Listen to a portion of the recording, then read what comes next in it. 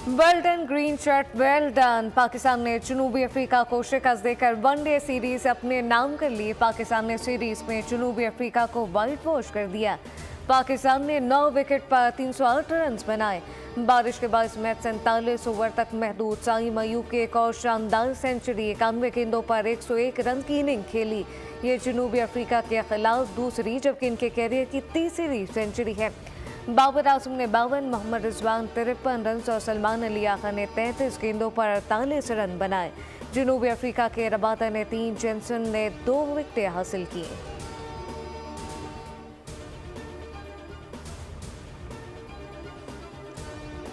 Champions trophy 2025 में भारत के matches के लिए यूएई को न्यूट्रल वेन्यू बनाने का फैसला। तर्जुमान पीसीबी की तस्दीक। चेयरमैन पीसीबी मोहसिन नकवी की यूएई बोर्ड के सरबराह शेख अल नहयान अल मुबारक से मुलाकात।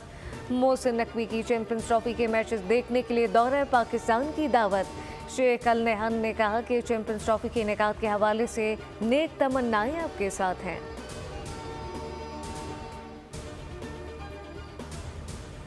हुकूमत और पीटीआई में डायलॉग। वज़ीर आज़म ने स्पीकर कौमी असम्बली की तजवीज़ पर हुकूमत इत्तेहाद के मेमोरांडम पर मुश्तमिल मुज़ाकराती कमेटी तश्कील दे दी।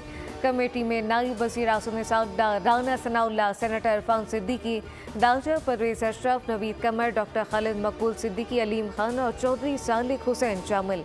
स्पीकर ने दोनों कमेटियों को आज मदऊ कर लिया। पार्लियामेंट में 11 बजे होने वाले इन कैमरा इजलास की सदारत स्पीकर अयाज सादिक करेंगे।